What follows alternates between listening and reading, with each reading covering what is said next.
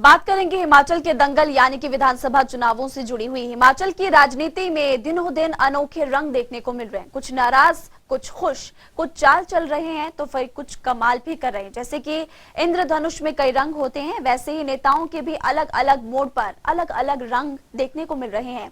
कुछ गुस्से से लाल, कुछ खुशी से गुलाबी, कुछ हैरानी में पीले, लेकिन ये रंग है बेहद दिलचस्प। आज हम आपको एक एक करके सभी राजनेताओं के बयान सुनवाएंगे, ठीक उसी तरह से जैसे कि मैच जीतने के बाद क्रिकेट के हाइलाइट्स दिखाए जाते हैं। हालांकि राणे विधानसभा में अभी किसी की तरफ से भी फतह हासिल नहीं की गई है, लेकिन सियासी दिग्गज अभी अपने बयानों से विपक्षी दल को क्लीन बोल्ड करने में लगे हुए हैं।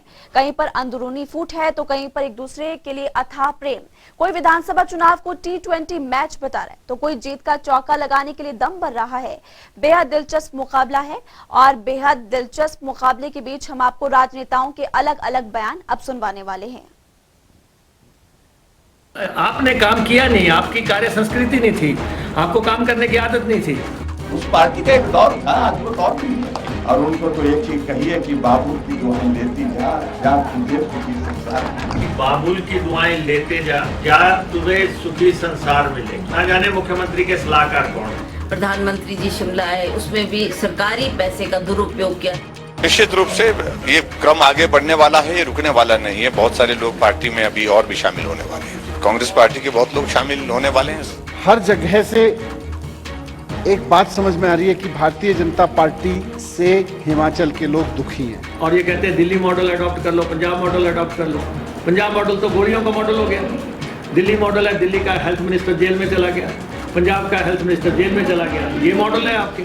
मुख्यमंत्री जी को जितनी चाबी नागपुर से लगती है, उनका गुड़िया उतनी ही चलती है। उसे एक कदम आगे नहीं चलते, उससे एक कदम पीछे नहीं चलते। सरकार नहीं रिवाज बदलेंगे, रिवाज के अनुसार जो है वो हिमाचल प्रदेश का जो चलने का था कि 5 साल के लिए एक सरकार, 5 साल में दूसरी, अब 5 साल के लिए भाजपा की सरकार, फिर 5 साल के लिए भाजपा की सरकार। Signal is very loud and clear. और जयराम खुद ही कह रहे हैं बाबुल की दुआएं लेते जा। दुआएं अब दुनिया आपको देगी कि आपने हिमाचल प्रदेश की बर्बादी की। पिछले 5 साल से एक निकम्मी सरकार के रूप में अपनी पहचान बना चुकी है। शांतप्रिय प्रदेश है हिमाचल प्रदेश में। इस ढंग से लोग नहीं चलते जिन लोगों के लिंक्स जो है टेररिस्टों के साथ हैं। क्या हिमाचल को क्या आतंकवादियों की पनाहगाह बनाना है? आज आपने गलती करके बीजेपी और कांग्रेस को वोट दे दिया। आपका बच्चा 12वीं क्लास पास कर जाएगा अगले चुनाव तक। केजरीवाल ने पूरे देश में झूठ बोलने का जैसे कोई ठेका ले रखा है। बिस्तर से उठते हैं बयान देते हैं, सोते जाते हैं तो बयान देते हैं। क्या बोल सकता हूँ मैं, अब जहाँ भी जाते हैं वो बयान ही देते रहते हैं। आजकल मुख्यमंत्री जो है गाना गा रहे हैं, बाबुल की दुआएं लेती जा है। ये गाना वो अपने लिए गा रहे हैं। आप जो सरकारी भीड़ जुटाकर अपनी लोकप्रियता का डंडा बजाने की कोशिश कर रहे हैं। तो हवाई पट्टी बना नहीं सके जिसका उन्होंने ख्वाब देखा था। प्रधानमंत्री दम था तो प्रधानमंत्री से पैसा लेते ना पट्टी के लिए। दही जिन्ना मर्जी जमाना होवे, भावें रिड़कना भर के जमाना होवे, पर जागदा तो एक चमचे चाहिए होता है। दिल्ली से आते हैं और जो उनको वो चिढ़ देता है वैसे पढ़ के चले जाते हैं। शिक्षा व्यवस्था को बर्बाद करने में इन्होंने कोई कसर नहीं छोड़ी। हिमाचल प्रदेश में हम सरकार बनाने वाले हैं। बनाओ या ना बनाओ, ये T20 मैच है, अब तो जीतना ही जीतना। फिर मौका नहीं बचेगा। मौका यही है, अगर आपने अपने बच्चों को बचाना है तो इसी बार। शासन से तो उनको हटना है, वो चाहे प्रधानमंत्री मोदी जी को ले आए, चाहे वो अमेरिका के राष्ट्रपति को ले आए। तो आपने सुना सियासी दिग्गजों के बयानों को। पिछले 6-7 दिनों से जो बयान दिए जा रहे हैं, फिर चाहे नेता विपक्ष मुकेश अग्निहोत्री हो, प्रतिभा सिंह हो, सीएम जयराम ठाकुर हो, तमाम सियासी दिग्गजों की तरफ से। दिल्ली के मुख्यमंत्री अरविंद केजरीवाल भी आए थे, उनके बयान को भी आपने सुन लिया। तो तमाम सियासी दिग्गजों की तरफ से जो बयान दिए गए आपने सुना। आज हिमाचल की राजनीति पर हम चर्चा करेंगे। हमारे ब्यूरो चीफ विकास शर्मा इस वक्त हमारे साथ शिमला से लाइव जुड़े हुए हैं। शिमला में आपको ले चलते हैं। विकास, देखिए क्योंकि बेहद दिलचस्प मुकाबला हो चुका है, त्रिकोणीय मुकाबला, लेकिन इसी बीच बीएसपी भी मैदान में कह रही है कि हम भी 68 की 68 विधानसभा सीटों से चुनाव लड़ेंगे, लेकिन बीएसपी फिलहाल नजर नहीं आ रही।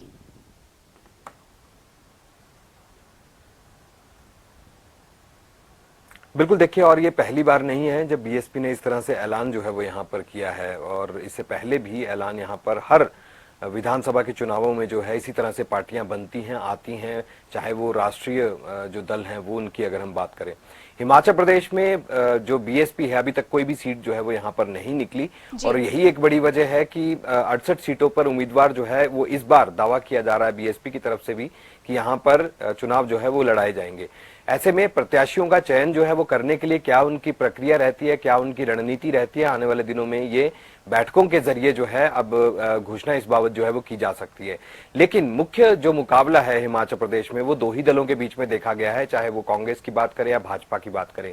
कांग्रेस और भाजपा के बीच में ही तनातनी है और ऐसे में आम आदमी पार्टी जो है वो, क्योंकि पंजाब में सियासत जो है वहां पर बदली है और वहां पर जिस तरह से सरकार बदली है और उसके बाद से कहीं ना कहीं माहौल जो है वो हिमाचल प्रदेश में भी बनाए जाने की तैयारी जो है वो आम आदमी पार्टी की तरफ से की जा रही है। और जिस तरह से कुछ ही महीनों में हम समीकरण जो है वो देख रहे हैं, एक तरफ जहां खालिस्तान समर्थक जो हैं वो तेजी से उभर रहे हैं, सक्रिय हो रहे हैं तेजी से, पंजाब ही नहीं बल्कि हिमाचल प्रदेश में भी तेजी से सक्रियता कहीं ना कहीं चिंता का विषय जो है वो हिमाचल प्रदेश के लिए भी बन गया है। ऐसे में जनता ये समझ रही है और जनता आने वाले चुनावों में इसका जरूर यहाँ पर जो है वो फर्क दिखाई देगा। लेकिन भाजपा और कांग्रेस इस मुद्दे को लेकर भी आम आदमी पार्टी को जरूर उसके ऊपर निशाना जो है वो यहाँ पर साध रही है और आने वाले दिनों में ये जो निशाना साधने की प्रक्रिया है इसमें भी तेजी जो है वो हम देखेंगे।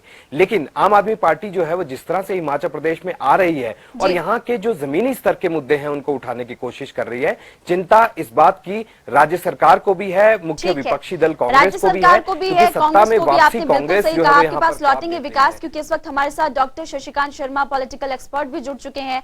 और शशिकांत शर्मा जी, आपका बहुत बहुत स्वागत है जनता टीवी पर। जी धन्यवाद जयमा। क्योंकि आपने पूर्व मुख्यमंत्री प्रेम कुमार धूमल जी के साथ भी काम किया है, वीरभद्र सिंह जी के साथ भी काम किया, शांता कुमार के साथ भी आपने काम किया है, आपने बहुत ही करीब से हिमाचल की राजनीति को देखा है।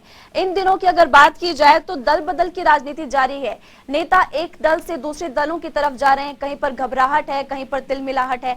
आप किस तौर पर हिमाचल की राजनीति को अब देख रहे हैं?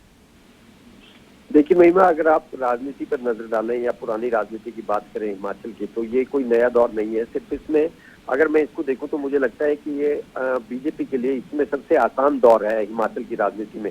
अगर आप पीछे नजर डालें, शांता कुमार के समय में नजर डालें तो उसमें जनता दल एक तरह से अस्तित्व में आया था और जनता दल का पूरे देश में हवा थी। उसमें जनता दल ने यहाँ पे चुनाव भी लड़ा था और जनता दल की काफी सीटें, मतलब 8-10 सीट जो मुझे याद आ रहा है, जनता दल यहाँ पे जीतने में कामयाब रहा था। और इस तरह से प्रदेश में एक शक्ति के तौर पर एक समय जनता दल उभरा था।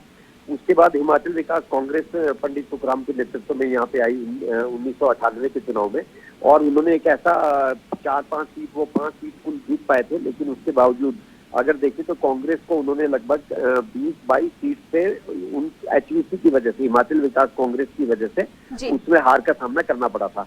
तो सबसे महत्वपूर्ण बात जो रहती है वो ये रहती है कि जो तीसरे दल अस्तित्व में आते हैं और जो तीसरे दल चुनाव के दौरान एक तरह से एग्जिस्ट करते हैं और जो चुनाव लड़ते हैं वो सभी सीटों पे, उसका अर्थ ये नहीं हम ले सकते कि वो कितनी सीट जीत पाते हैं या विधानसभा में अपनी एंट्री दर्ज करा पाते हैं या नहीं। सिर्फ उसका आकलन हमें पॉलिटिकल ऑब्जर्वर के तौर पर ये बहुत महत्वपूर्ण हो जाता है कि वो कितनी सीटों को हरा सकते हैं और कितनी सीटों की हार जीत के फैसलों को बदल सकते हैं। यानी जो सीट सत्ताधारी दल के पाले में जा रही हो और वो किसी तीसरे दल की वजह से विपक्ष के पाले में चली जाए तो भी आप कह सकते हैं कि वो सत्ता के समीकरणों को पूरी तरह से चेंज कर देती है। तो इसलिए जैसे आप बीएसपी की बात कर रहे हैं या आम आदमी पार्टी की बात कर रहे हैं, हमें अब बीएसपी, जैसा कि विकास ने बिल्कुल ठीक कहा कि बीएसपी कभी अपना भी दर्ज नहीं करा पाई और इस समय बीएसपी का अगर आप देखें यूपी के चुनाव में आकलन हो चुका है, जहाँ पर मायावती का गृह प्रदेश है और उन्होंने पूरा वहाँ पे शुरू में जोर भी लगाया था, लेकिन बाद में जो कहा जा रहा है सूत्रों के अनुसार कि उन्होंने सरेंडर कर दिया बीजेपी के सामने और एक तरह से अंदर खाते ये संदेश दिया कि जितने बीएसपी के काडर वोट वाले लोग हैं वो बीजेपी को वोट डालेंगे। तो ये एक संदेश वहाँ गया और बीजेपी को वो वोट बैंक का काफी बड़ा हिस्सा कहा जाता है कि मिला, जिस वजह से बीजेपी ने यूपी में अपनी जीत दर्ज कराई। तो अगर ये बात सही है और उसके परिप्रेक्ष्य में आप देखें, उस पृष्ठभूमि में आप देखें, हिमाचल में अगर बीएसपी चुनाव लड़ने जा रही है तो हिमाचल में बीएसपी का कोई काडर नहीं है। हिमाचल में बीएसपी ने, अगर आप देखें, 2003 के चुनाव में एक बार पूरी कोशिश की थी 68 सीट पे, अपने उम्मीदवार भी खड़े किए थे, यहाँ तक कि बीजेपी के मंत्री रहे करण सिंह को बीएसपी का टिकट दिया गया था बंजार विधानसभा सीट जी। से। और भी कई चेहरे थे ऐसे जो बीएसपी के टिकट पर बड़े प्रमुख दावेदार के तौर पर चुनाव उस समय लड़े थे, लेकिन बीएसपी का भविष्य उसमें भी कुछ नहीं हुआ। लेकिन यह जरूर हुआ क्योंकि बीएसपी के साथ एक पूरा जाति वर्ग जुड़ा हुआ है। और बीएसपी को अगर आप देखें तो बीएसपी की जो पॉलिटिकल स्ट्रेंथ है वो कोई काडर वोट से ज्यादा एक जाति वर्ग का संघर्ष उसकी एक पॉलिटिकल स्ट्रेंथ है। तो यूपी में कांशीराम जी ने जिस तरह से बीएसपी को खड़ा किया था और मायावती को वो चेहरे के तौर पे आगे लाए थे, उस तरह से वो किसी अन्य प्रदेश में, यहाँ तक कि पंजाब में भी नहीं कर पाई, जहाँ पर की शेड्यूल कास्ट वोट बहुत ज्यादा है, दलित वोट बहुत ज्यादा है। तो हिमाचल में भी ये कोशिश एक बार बीएसपी तब कर चुकी है जबकि वो पीक पर थी, क्रम पर थी अपनी पॉपुलरिटी की। उस समय मायावती शिमला में आई थी और उन्होंने सम्मेलन यहाँ हॉलीडे होम में किया था और पुराने लोगों को याद होगा पूरी कोशिश उन्होंने की थी। लेकिन उसके बावजूद जहाँ तक देखें विधानसभा में बीएसपी की कभी एंट्री नहीं हो पाई। लेकिन यह कहना भी सही नहीं होगा कि बीएसपी के आने से कोई फर्क नहीं पड़ेगा। जिस प्रदेश में 200-300 वोटों के अंतर से विधायकों के चुनाव जीत या हार में बदल जाते हो, उस प्रदेश में बीएसपी जैसी पार्टियां अपना असर रखती है क्योंकि ये जाति वर्ग विशेष से संबंधित है और एक जाति वर्ग के लोगों के वोटों को प्रभावित करते हैं।